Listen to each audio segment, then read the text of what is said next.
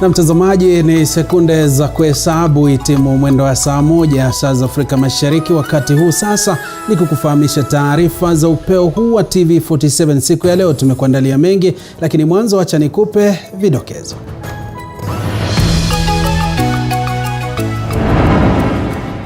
Kamati mbalimbali za bunge la kitaifa zaanza zoezi la kuwapiga msasa makatibu walioteuliwa na Rais William Ruto. We sit down with the county governments. We bring in legislation that will ensure that that money that had been ring-fenced for healthcare services reaches where it is supposed to be. Waziri wa usalama wa ndani Kithure Kindiki awapa onyo kali wahalifu wanaowahangaisha wakazi jijini Nairobi. Those boys who have dared the government and want to tell us that they can take over the city and make it a city of crime, we have also heard you, and therefore we are coming. Effective immediately. Na wakubwa wa askari waliotoa amri kwa wadogo wao wakati mtoto wa miezi 6 Pendo alipouawa huenda wakawa mashakani wapo koti itaamrisha wakamatwe.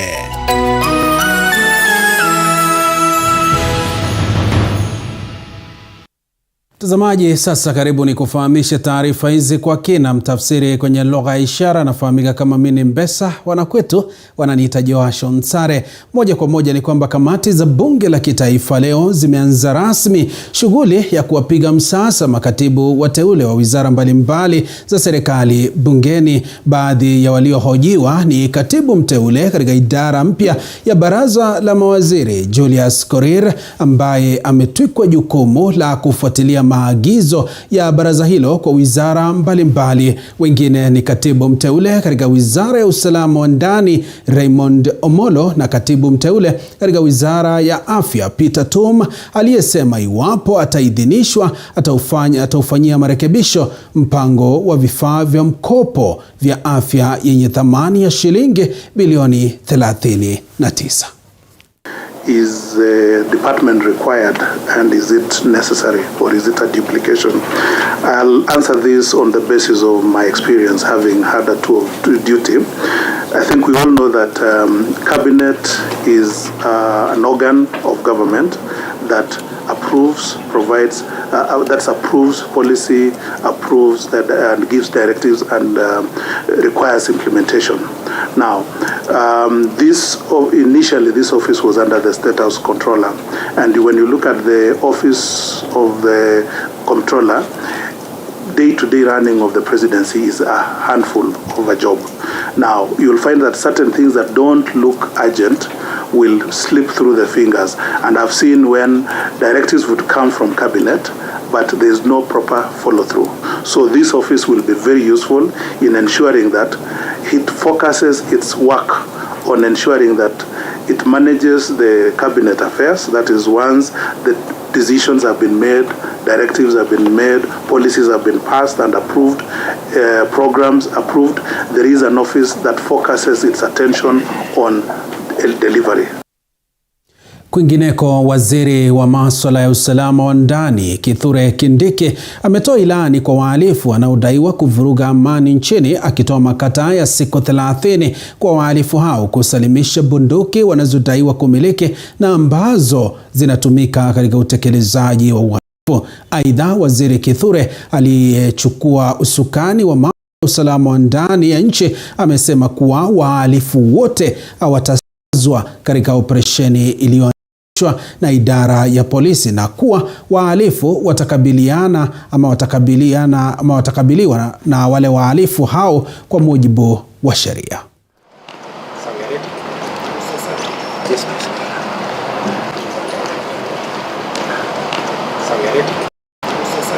A small group of criminals armed with knives and other weapons is terrorizing the citizens of this city, as well as a few other urban centers. Those boys who have dared the government and want to tell us that they can take over the city and make it a city of crime, we have also heard you, and therefore we are coming, effective immediately. We have taken measures already, as I have said, with regard to counter-terrorism. We have started taking measures already, which we cannot announce, on the response to bandits and banditry. And we have taken measures to deal with the emerging crime trend in Nairobi. In this regard, the leadership and the command of the police has changed the command of the Nairobi City police deployment effective immediately.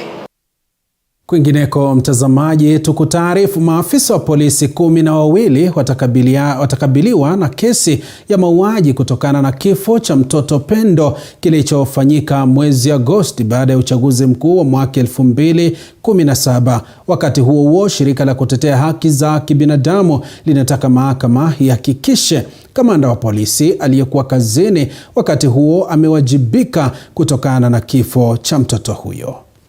Katika mahakama ya Milimani mjini Nairobi, maafisa wa polisi walioshtakiwa kwa kuhusika na kifo cha mtoto Pendo alipigwa na maafisa wa polisi kwenye ghasia zilizozuka baada ya uchaguzi mkuu wa mwaka 2017 walifikishwa mahakamani. Maafisa hao 12 watakabiliwa na kesi ya mauaji ya mtoto huyo ambaye alikuwa na umri wa miezi 6. Hata hivyo, maafisa hao 9 waliofika mbele ya jaji Daniel Ogembo hawakuyajibu mashtaka yao, huku wakili wao akisema kuwa kesi hiyo haiwezi endelea kama ilivyofikishwa mahakamani. Mbali na hayo, shirika la kutetea haki za binadamu linataka mahakama ihakikishe kamanda wa polisi aliyekuwa kazini wakati huo amewajibika kutokana na kifo cha mtoto huyo. We are happy with the judgment, or at least the ruling of that has been made, and we are hoping that on 21st we'll have plea taken, and Bibi Pendo and the rest of the victims of the extrajudicial killings and police misconduct that happened in 2017 will not have to wait a day longer for this case to proceed and for them to see justice. Maafisa hao waliachiliwa kwa dhamana ya shilingi 200,000 kila mmoja. Mtazamaji, kwingineko hali ya taharuki inaendelea kutanda katika baadhi ya maeneo ya kaunti ndogo ya Laikipia Kaskazini kufuatia uhasama baina ya jamii mbili eneo hilo ambazo zimekuwa zikizozana kwa muda sasa, huku visa vya mauaji vikiendelea kuripotiwa mara kwa mara. Mwanahabari wetu Collins Lusweti na taarifa zaidi. Jamii zingine wameendelea, watoto yao wako kule juu, wasichana yao wako kule juu, wanafanya kazi mzuri. Yetu sisi kazi yetu hapa ni kusunga kwa hema la Gardinga, kuuza watoto na ng'ombe yenye haina mwisho wala mwanzo. Siku 3 zilizopita zimeshuhudia hali ikiendelea kuwa hoi katika eneo hilo baada ya mauaji ya mwanamke mmoja na mwanamume mmoja katika eneo la Naibor ward ya Sosian, huku makundi ya vijana kutoka jamii hizo mbili zikiripotiwa kukabiliana na kusambaratisha shughuli za elimu, huku baadhi ya wakazi wakilazimika kuhama na kukimbilia maeneo salama. Wakazi sasa wanataja hali hiyo kuwa kero mno kufuatia mashambulizi ya mara kwa mara. Sasa jamani, sisi kama jamii ya wafukaji, aswa jamii mbili, Mpokot na Msamburu, jamani tutoe dudu kwa hemaro bila amani. Hakuna mali, sisi wote tuko bila kitu naitwa amani. Viongozi pamoja na maafisa wa usalama wamekongamana katika eneo hilo kujaribu kutafuta suluhu ya kudumu, japo mbunge wa Laikipia Kaskazini Sara Korere analalama kwa mikutano ya amani imekuwa ikifanyika kila mara bila kuzaa matunda. Mbunge huyo sasa akisema hali hiyo inatokana na baadhi ya wanaohudhuria mikutano hiyo kutoa siri yanayojadiliwa kwa majangili ambao wamekuwa kivuruga usalama eneo hilo. Nikiangalia watu wale wako hapa, wale wanafuruga amani hawako hapa. Lakini itakosa 2 watatu mimi najua wako hapa. Na hawa mostly ni informers. Wala aliambiwa endeni msikize, mjue serikali inapanga nini, mkuje mtuambie. Hawakosi hapa. Mbunge huyo sasa ameapa kuwasilisha mswada bungeni utakaofanya wizi wa mifugo kuchukuliwa sawa na ugaidi ili kukabiliana vilivyo na uhalifu huo. Mimi nitapeleka bili bundu kwamba hii kitu inaitwa cattle rustling ichukuliwe kama terrorism. Naibu kamishna kaunti ya Laikipia Albert Maringa ametoa onyo kali kwa wale wanaokisiwa kuchochea mashambulizi haya mara kwa mara, akisema watabaki kujutia. Aliyekuwa spika wa bunge la kitaifa Francis Ole Kaparo kwa upande wake amewataka wazee eneo hilo kwa mstari wa mbele kurejesha amani. Na tukipata ya kwamba ni mtu anahusika katika kuleta utawanyiki katika jamii, tutachukua hatua vile ambavyo hajaona before. Leo Wapokoti nyinyi na Wasamburu tutoke hapa tukiwa marafiki. Tukio hili linajiri wakati ambapo waziri wa usalama wa ndani Kithure Kindiki ameapa kukabiliana vikali na wezi wa mifugo nchini. Collins Lusweti, TV. Tukiachana taarifa yake Collins Lusweti, tuendelee mbele. Hatua ya mbunge wa Kuria Mashariki Marwa Maisori kulenga kuwasilisha mswada wa kufanyia mabadiliko kipengee cha 98 cha katiba ya Kenya mwaka 2010 ili kubuni kaunti 5 zaidi inaendelea kuibua hisia mseto nchini. Baraza la wazee wa jamii ya Sabauti wakimkosoa gavana wa Trans Nzoia George Natembeya kufuatia pingamizi alizoibua dhidi ya mchakato huo. Mwanahabari wetu Boniface Barasa ameandaa taarifa hiyo. Wale ambao wameanza porojo ya kusema kwamba Trans Nzoia itakuja kukatwa zikato namna gani uunde kaunti nyingine, hiyo maneno hatutakubali. Hiyo kweli ndoto waote na waamuke, will not agree. Wajue kwamba the boundaries of Trans Nzoia are cast on stone and they will never change. Ndio kauli aliyoibua gavana wa Trans Nzoia George Natembeya kuhusu mchakato unaoshinikizwa na mbunge wa Kuria Mashariki Marwa Maisori kuhusu kubuniwa kwa kaunti 5 zaidi nchini. Kauli hiyo imepingwa na baraza la wazee wa jamii ya Sabaot. Nataka nimwambie mtu ambaye anaota ndoto za mchana ni hatari sana, kwa sababu anaamuka na anaenda kutenda. As professionals we condemn that and we don't understand his reasoning and we want to advise him for free that what we are demanding is not going to take away anything from anyone. Nimefurahi sana vile wamesema wanabuni tupate Elgon County. Sisi kama wa Sabot Coin tumenyanyaswa sana kwa muda mrefu. Kaunti 5 zaidi zinazonuiwa kubuniwa endapo mswada huo utapitishwa ni kaunti ya Teso kutoka Busia, Mwingi, Pokot Mashariki, Mount Elgon kutoka Trans Nzoia na Bungoma, na Kuria kutokana na kaunti ya Migori. Jamii wa Mount Elgon historically tuliumia sana during colonialism na tumeona Mungu amefungua njia. Thinking that we can have extra counties that will address some ethnic interest may not augur well. Baadhi ya viongozi wakiwemo Paul Muiben wamesifia mswada huo. The more counties we have for our region, the better for our people. Because tukiongezewa county, that means more resources will come and more of our people will get employment in these counties. Kadhalika wamewataka viongozi kuwa mstari wa mbele kuunga mkono mswada huo. Viongozi wa makanisa, the sitting leaders, opinion leaders and all leaders, when this motion comes, jamani tuache siasa ya kulumbana. Boniface Barasa. Kwingineko, baada ya madai ya mgawanyiko kutokea katika muungano wa Azimio la Umoja wa Kenya kuhusu uteuzi wa wabunge katika tume ya huduma za bunge PSC, uongozi wa wachache katika bunge la Seneti umepinga madai ya mgawanyiko huo katika nyadhifa zake na wanachama katika bunge wakiongozwa na kiongozi wa walio wachache katika bunge la Seneti Steward Madzayo, madai kwamba kuna njama iliyopangwa kumwondoa seneta wa Isiolo Fatuma Dulo kama kinara wa walio wachache katika Seneti. Mnamo Alhamis, spika wa bunge la kitaifa Moses Wetangula alitia muhuri hatima ya Jubilee baada ya kuunga mkono uamuzi wa Seneti uliokifungia nje chama cha Uhuru katika PSC. Olekina ambaye aliongoza kikosi hicho alidai kuwa walifanya kikao Jumatatu asubuhi na vinara wa muungano huo Raila Odinga, Kalonzo Musyoka na Uhuru Kenyatta na kuhakikishia kuwa hakuna tofauti kati ya viongozi wa Azimio katika Seneti. We've had a discussion with BAMBA, with Uhuru, with Kalonzo Musyoka this morning. And so we are talking from a point of knowledge. That kind of information that you see being carried out the way you have written is null and void. There's only one voice in the Senate who will speak for Azimio, and that is myself, not any other person. You can see we are one, and we have stated very clearly that we have discussed these matters, we have been with the principals, and we are one team. So what happened then was that it's the communication that came at different times. And I was actually out of the country, he was in the country.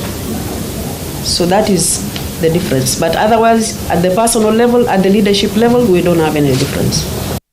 Mtazamaji, sasa ni kupeleke kaunti ya Turkana. Mke wa gavana wa Turkana Bi Lilian Kamudei Ekamais anasema hali ya kiangazi inazidi kuwa mbaya sana kwenye kaunti ya Turkana kiasi cha kuathiri akina mama na watoto wadogo kiafya. Na kama anavyotuarifu mwanahabari wetu wa Turkana Kitio Mika, huenda watoto wadogo wakaathirika na utapiamlo endapo hatua za dharura hazitachukuliwa.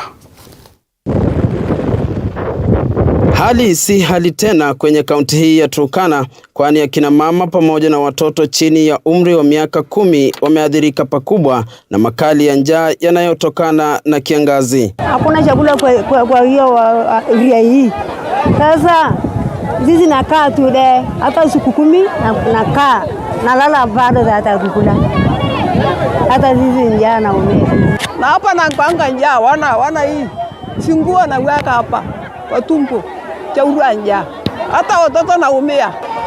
Hakuna kitu napatia. Hii ni mbaya sana. Hii ukame ni mbaya sana. Na tena hatuwezi kujua kama mwaka kesho 2023 kama itaingia kama hii. Akizungumza akiwa eneo bunge la Loima, mkeo gavana wa Turkana Bi Lilian Kamudei anasema kina mama na watoto wameathirika pakubwa, akitaka msaada wa dharura kutolewa kwa watoto hao ambao wamedhoofika kiafya kutokana na ukosefu wa chakula. Sisi tukiwa wanawake ni sisi ndio tuna hizi uchungu wa kupoteza maisha ya watu ama watoto wadogo, ama tuna ile uchungu wa kuizi njaa tukiwa wanawake.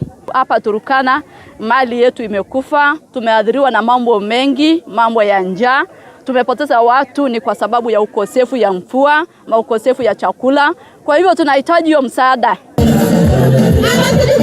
Hata hivyo, Kamudei amempongeza mama wa taifa Bi Rachel Ruto kwa kuweka kipaumbele masuala ya kina mama na watoto na kumwomba atembee kaunti ya Turkana ili kuwanusuru akina mama na watoto wanaokabiliwa na makali ya njaa. Nataka kushukuru kusema Mungu asante mama Rachel, mke mwenzangu ambaye anaelewa. Tafadhali tuweze kujiunga pamoja, tuweze kusaidia nchi yetu ya Turkana, ama nahitaji msaada yako niweze kusaidia wamama wa Turkana na watoto ambao wamekumbwa na njaa. Turkana umekumbwa na njaa kwa muda mrefu. Hatuna mashamba Turkana. Viongozi ambao wanateuliwa ndio wa Turkana wanafuna, ama viongozi wakazi wa Turkana ndio wanafuna kwa mashamba yao. Kwa sasa mkewe gavana Lilian Kamudei ameitaka mashirika mbalimbali kujitokeza na kuweza kuwanusuru watoto wachanga na akina mama wakongwe kwenye kaunti hii ya Turkana wanaokabiliwa na makali ya njaa yanayosababishwa na kiangazi. Kitio Mika, TV47 kutoka eneo bunge la Loima, kaunti ya Turkana.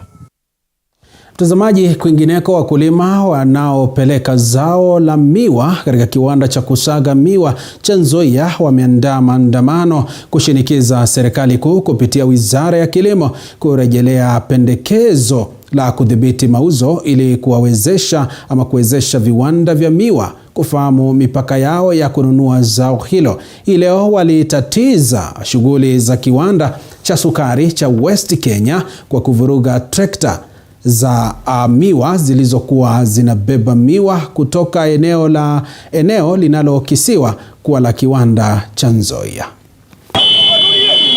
Wakulima wanaopeleka zao la miwa katika kiwanda cha sukari cha Nzoia wamefanya maandamano kulalamikia kampuni ya kibinafsi ya sukari ya West Kenya kwa kuendeleza shughuli za kununua miwa kutoka kampuni ya Nzoia ambayo ni kampuni ya serikali. Naambia MD amuke mara moja asimamishe hiyo mchezo ya watu wa poaching miwa ya Nzoia. Nataka tu kuambia MD na management ya Nzoia yote waje tushikane pamoja, walipe wakulima on time ili biashara ndogo ndogo matuka wanapotapota waendelee kufanya kazi. Vijana muzilale. Tayari wakulima hao wameanza kutatiza shughuli za kampuni hiyo eneo bunge la Webuye Magharibi na Kandui, maeneo ambayo yana asilimia kubwa ya wakulima wanaopeleka zao hilo kampuni ya Nzoia, wakitoa makataa kwamba iwapo usimamizi wa West Kenya hautasitisha hulka hii ya kununua miwa sehemu hizo, hali itakuwa mbaya zaidi. Sisi kama wakulima ndio siku ya leo tunauliza management ya Nzoia ishikane pamoja, watuambie mbona miwa inakatwa ikipelekwa West Kenya ili hali tuko na kiwanda chetu cha Nzoia. Na kiwanda cha Nzoia ni kampuni ya serikali. Sisi tunaomba waziri wa kilimo mahali alipo anaposikia, sisi tunataka wakulima wa Nzoia walipwe pesa within 1 week, na Nzoia sisi pia tupeleke watoto shule. Management ya Nzoia, kwa nini management ya Nzoia mnaachilia West Kenya wanakuja wanatubeba miwa mpaka kwa mlango? Wanapendekeza hatua ichukuliwe na serikali kupitia Wizara ya Kilimo ili kutafuta suluhu ya kudumu ambayo itaokoa kampuni za serikali ikiwemo Nzoia. Tunawaomba msafekati Nzoia ikue. Waziri ukikuja tafadhali. Tulikuwa na task force wakaweka hiyo maneno ya zoning ya miwa. Sijui kwa nini hamjaimplement hiyo kitu ya zoning ya miwa. Wanji Sustin, TV47, Bungoma. Tusalie kwenye masuala hayo ya kilimo. Wakazi wa Kieni katika kaunti ya Nyeri sasa wanatoa wito kwa uongozi wa eneo hilo pamoja na serikali kuu kutimiza ahadi ya kuwajengea mabomba ya kuhifadhi maji ili kuwawezesha kufanya kilimo ambacho wanakitegemea kukuza uchumi wao. Wakizungumza wakati wakipata chakula cha msaada kutoka kwa wahisani, wanasema kuwa shida yao kubwa ni kuendeleza ukulima kutokana na kiangazi, kero ambalo wamekuwa wakikumbana nalo kwa miaka 3 sasa. Tunaomba serikali mtusaidie na kujibia shimo ya maji kwa dam. Hiyo Mount Kenya region tuwe na chakula mingi. Tunalimanga viazi na hata vitu mingi. Shida ambayo tuko nayo wakati huu sio shida ingine, ni shida ya kukosa maji. Tukipata maji, watu wetu watapata chakula na ukifuatilia hapo mbeleni, sehemu hii yetu ya Kieni ndio ilikuwa inapea nchi mzima chakula. Na sasa kwa sababu hatuna maji, mvua nayo ilipungua, ndio inatufanya uone kukiwa na hii shida.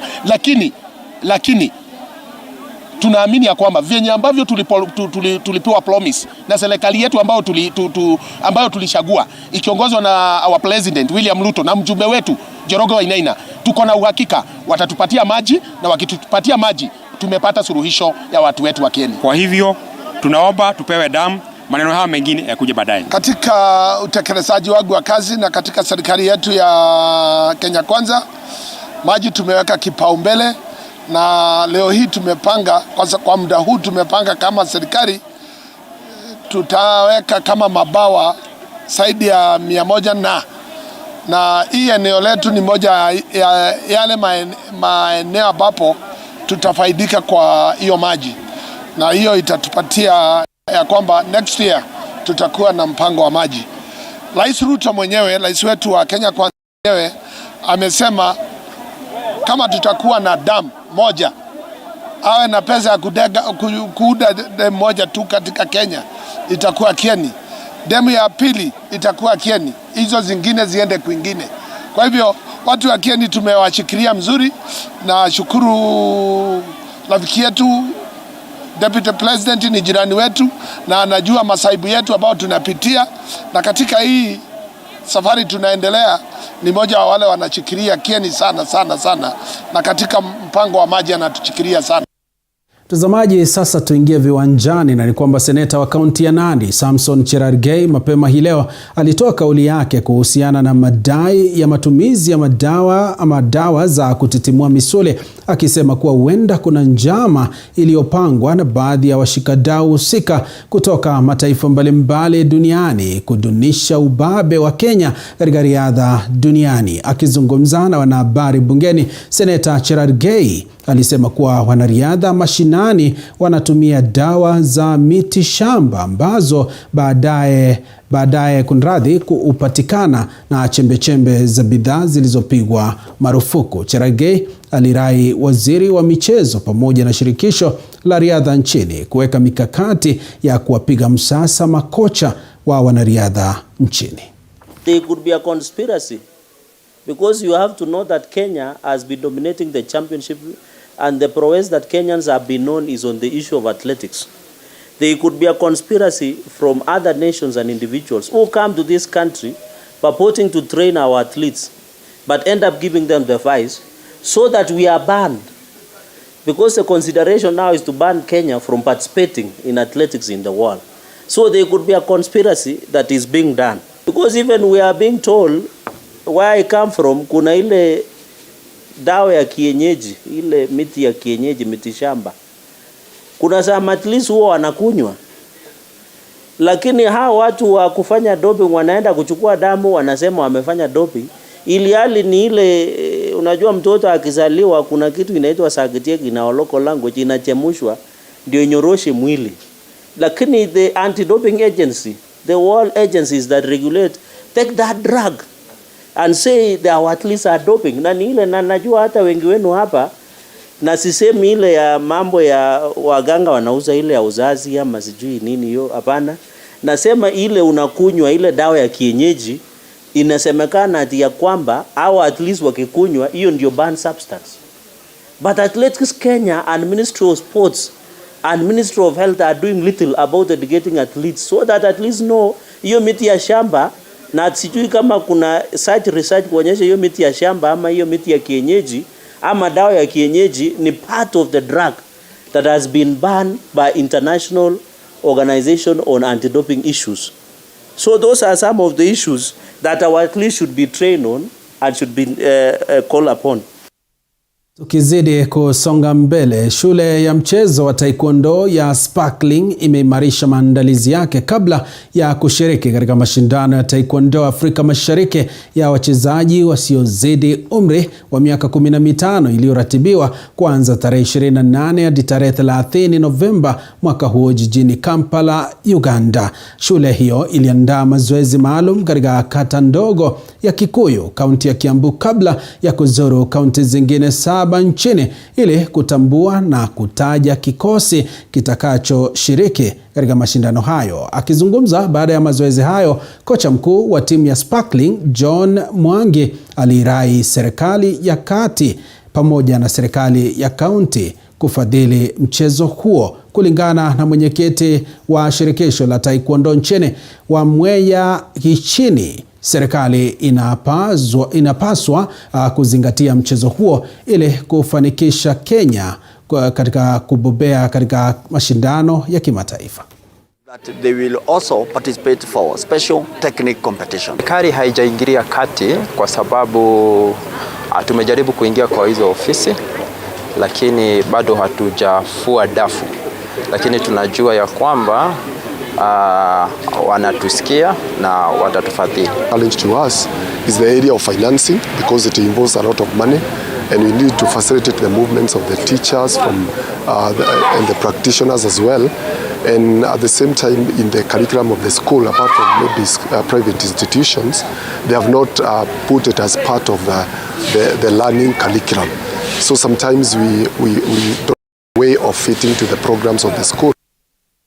Tazamaji, tuzidishe kukutaarifu taarifa zaidi ni kwamba timu ya kinadada ya mchezo wa catchball imeimarisha maandalizi yake kushiriki katika mashindano ya kombe la dunia catchball yanayotarajiwa kuanza tarehe 18 hadi tarehe 21 Disemba mwaka huu hapa jijini Nairobi kwa kuandaa mashindano maalum Mombasa. Timu hiyo ilitumia mashindano hayo ambayo ni makala ya pili ya dimba la catchball Mombasa kutaja kikosi kitakachowakilisha Kenya katika mashindano hayo. Hii itakuwa mara ya kwanza nchini Kenya kuandaa ama nchi ya Kenya kuandaa na kushiriki katika mashindano hayo.